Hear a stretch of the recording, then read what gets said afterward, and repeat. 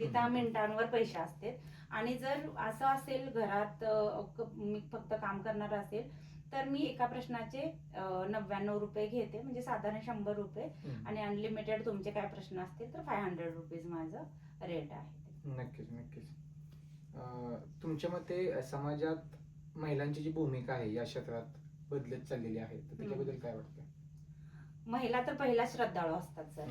त्यामुळं महिलांचं इकडं वळण्यामागं काही वेगळं त्याच्या मागं लॉजिक लावायची काही गरज नाहीये, की महिला ऑलरेडी श्रद्धाळू असतात, त्यांना म्हणजे या गोष्टीकडे इंटरेस्ट असतो, पण त्यामध्ये आपण अभ्यास करू शकतो. पूर्वी कसं, आता तुम्ही मगाशी म्हटलं की ब्राह्मण आपल्याकडे पंचांग बघतात हे, तर तेच होतं पूर्वी, फक्त एकच म्हणजे ब्राह्मणच असायचे. आता प्रत्येक जण अभ्यास करू शकतो यामध्ये.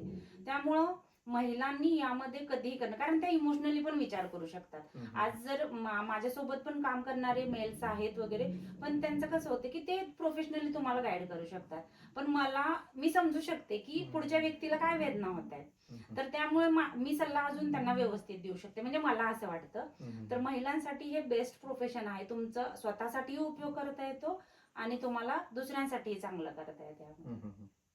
जे आपले श्रोते ऐकणारे आहेत, तर त्या श्रोत्यांना तुम्ही रोजच्या आयुष्यासाठी कोणता एक सोपा उपाय सांगाल की तो त्यांच्या भविष्यासाठी चांगला असेल? श्रोत्यांना फक्त माझं एक सांगणं आहे की प्रत्येकाच्या आयुष्यामध्ये प्रॉब्लेम्स तर असतात. असं कुणी नाहीये की ज्याला माना किंवा नका मानू तुम्ही ज्योतिषशास्त्र, पण तुम्हाला प्रॉब्लेम्स असतात. तर ज्याला असं वाटतं की आपल्या आयुष्यामध्ये प्रॉब्लेम्स ठीक आहे, बॅलन्स राहावं आयुष्य, तर त्यांनी कुलस्वामी, आपले जे पण कुलस्वामी असतील त्यांचं नित्य नियमाने करावं. जे पण काय असेल, वर्षातून एकदा तुम्ही मंदिरात जाऊन, जिथं कुठे तुमचा कुलस्वामी असेल तिथं तुम्ही जाऊन यावं. दुसरी गोष्ट आहे की तुम्ही जिथं पण मंदिरात जाता, तुम्ही तिथं प्रसाद वगैरे न घेता तुमच्या घरातून घेऊन जावा. म्हणजे तुमच्या घरामध्ये जी पण नेगेटिव्हिटी आहे, जे तुमच्या घरात प्रॉब्लेम्स आहेत, तर आपल्या घरातल्या पाण्यातून सर्वात जास्त ते पोहोचतात ना. आपण नारळ देवाला त्यामध्ये पाणी असतं, पण आपण आता अलीकडे असं काय करतो की मंदिराच्या बाहेरच घ्यायचा नारळ, तिथेच फोडायचा, पण त्यात आपली एनर्जी काहीच नाही गेली ना. हे नेण्यामागं, कारण देवाला जेवायला भेटत नाही असं नाहीये, तर त्याला आपल्या घरातून ती एनर्जी भेटली तर तुमचे प्रॉब्लेम लवकर सॉल्व्ह होतात. आणि दुसरी गोष्ट अशी आहे की रोजचा दिवा बत्ती हे ते, अमावस्या पौर्णिमेला खूप लोकांना प्रॉब्लेम्स येतात, तर आपल्या घरामध्ये निगेटिव्ह एनर्जी येऊ नये म्हणून गोमूत्र आणि हळदीने आपला उंबरा तो सारवून घ्यावा, जेणेकरून निगेटिव्ह एनर्जी आपल्या घरामध्ये येणार नाही. म्हणजे हे साधे सोपे उपाय आहेत. पण हे गरजेचे आहेत खूप. किंवा आपल्यावर पूर्वजांचा आपण म्हणतो ना पितृदोष राहतो. आता बऱ्याच लोकांना पितृदोष तर खूप लोकांना काढून दिला जातो, आणि मग अशा वेळेला आपण काय केलं पाहिजे, एकतर जुन्या लोकांचे फोटो घरात न ठेवणं, जर असतील तर ते योग्य दिशेला ठेवणं. आणि जरी फोटो नसतील तरी तुम्ही दक्षिण दिशेला जर रेग्युलर सकाळी उठल्या उठल्या दिवा लावला तर तुमचा पितृदोष कमी होऊन जातो. म्हणजे घरात जरी फोटो राहिले तरी काही प्रॉब्लेम नाहीये. घरात फोटो असतील तर ते तुमच्या दक्षिण पश्चिम बाजूला असले पाहिजेत घराच्या, आणि त्याचं तुम्हाला रोज पूजा होते का त्या देवांची, म्हणजे त्या फोटोंची. मंदिरात कधीच नाही ठेवावेत, किंवा मंदिर ज्या भिंतीला आहे तिथे नाही ठेवावेत. त्यांच्यासाठी पितरांची एक जागा घरातली ठरलेली आहे, ती दक्षिण पश्चिम.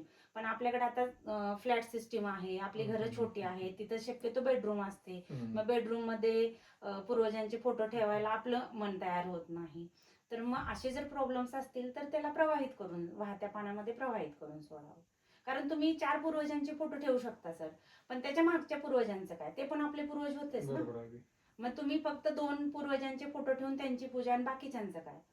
मग तर या ठिकाणी कुठेही इमोशनला न आणता की ते फोटो प्रवाहित करणं कधीही चांगलं. पण काही वेळेस असं होतं की काही धार्मिक विधी असतात आपलेच घरामध्ये, तर मग त्यावेळेस ते फोटोची गरज लागते किंवा फोटो पाहिजे असतात, मग अशा वेळेस काय करायचं? त्यावेळेला मग आता तो फोटोची प्रिंट आपण मोबाईल मध्ये पण एखादी असू शकते, त्यावेळेला ते आणणं करणं. मी जसं आता तुम्हाला म्हटलं की तुम्ही एका पूर्वजाचा फोटोची पूजा करू शकता, पण तुमचं कुळ कुठपासून चालत आलंय ते सगळे पूर्वज तर तुम्ही ते फोटो मध्ये नाही आणू शकत. मग तुम्ही एकाची पूजा करता आणि बाकीच्यांना नाराज करायचं काही कारण नाही ना. तर तुम्हाला पूजा करायची तर तुम्ही एक प्रतिमा आपल्या मनामध्ये तयार करून पूजा तुम्ही मांडू शकता. ज्यांच्याकडे नाही त्यांचे पण होतातच ना. तर त्यामुळे विधीला महत्व आहे, त्या फोटोला नाहीये. नक्कीच. खरं खूप चांगला तुम्ही सल्ला दिला की रोजच्या जीवनामध्ये आपले कुलस्वामी असेल किंवा घरात दिवाबत्ती असेल किंवा घरातले आपले जे पूर्वज आहेत या सर्वांविषयी माहिती सांगितली. परंतु लोकांनी ज्योतिषावर कितपत विश्वास ठेवावा हा एक मोठा प्रश्न आहे. कारण एवढं सगळं आपण सांगितलं, पण ज्योतिषावर विश्वास का ठेवला पाहिजे किंवा कसा ठेवावा, काय सांगाल? ज्योतिषशास्त्रावर अवलंबून न राहता फक्त हम्म. मार्गदर्शक म्हणून पहा तुम्ही त्याच्याकडे, हम्म. की तुमचं काम तुम्हालाच करायचंय, तुम्हाला रोज ड्युटीवर यायचंच आहे, तुम्हाला बरोबर. तुमचा रेडिओ चालवायचाच आहे. तर तुम्ही फक्त मी सांगितलं की तुम्हाला धनलाभ होणार आहे, तुम्ही घरात बसून तुम्हाला नाही. धनलाभ नाही होणार आहे. त्यासाठी तुम्हाला कर्म करावं लागेल. बरोबर. तर ते कर्म तुमचं तुम्हाला करायचंच आहे. फक्त जर तुम्ही आता समजा मला प्रश्न विचारला की मला या एका कामामध्ये सक्सेस आहे की दुसरं तुम्ही एक मला, तर मी तुम्हाला ज्योतिषशास्त्रानुसार ते सांगू शकते की तुम्ही हे नाही हे करा. हम्म. पण तुम्ही माझ्यावर डिपेंड किंवा कोणत्याही ज्योतिषावर डिपेंड राहिलात तर मग नाही ना, तुम्ही फक्त एक मार्गदर्शक किंवा गायडन्स म्हणून त्याचा वापर घेऊ शकता. नक्कीच नक्कीच. यानंतर एक थोडकेच असे हलके फुलके प्रश्न असतील की तुमच्या मोकळ्या वेळेत तुम्हाला काय करायला आवडतं? युट्यूब. YouTube. युट्यूबचं चॅनल मी ओपन केलेलं आहे आता. हम्म. तर ते करते. मला माझ्या फॅमिली सोबत पण किंवा माझ्या मैत्रिणी आहेत त्यांच्यासोबत वेळ घालवायला हम्म. आवडतो. आणि मला खरं सांगू, मला प्रॉब्लेम सॉल्व्ह करायला, म्हणजे प्रत्येकाच्या फॅमिलीमध्ये काही ना काहीतरी प्रॉब्लेम्स असते. तर मला तसे पण कॉल येतात की आमच्या घरामध्ये हा इश्यू चालू आहे, तर प्लीज तेवढं बोलता का आहे. तर मला तसे पण आवडतं की प्रॉब्लेम सॉल्व्ह करून द्या. म्हणजे तुमची आवड एक आहे की ते मिसअंडरस्टँडिंग, घरात कोणीच वाईट नसतं, पण एकाचं मत दुसऱ्याबद्दल एक झालेलं असतं. तर ते फक्त कन्फ्युजन दूर करून की ठीक त्यांचं व्यवस्थित रुटीन लावून देणं. नक्कीच. खूपच एक चांगला छंद म्हणता येईल, छंद आणि एक छंदच म्हणावं लागेल, कारण मला आवडच आहे खरं तर. नक्कीच. जर तुम्ही ज्योतिषशास्त्र किंवा ज्योतिषशास्त्राचा अभ्यास केला नसता तर मग तुम्ही कोणता व्यवसाय केला असता?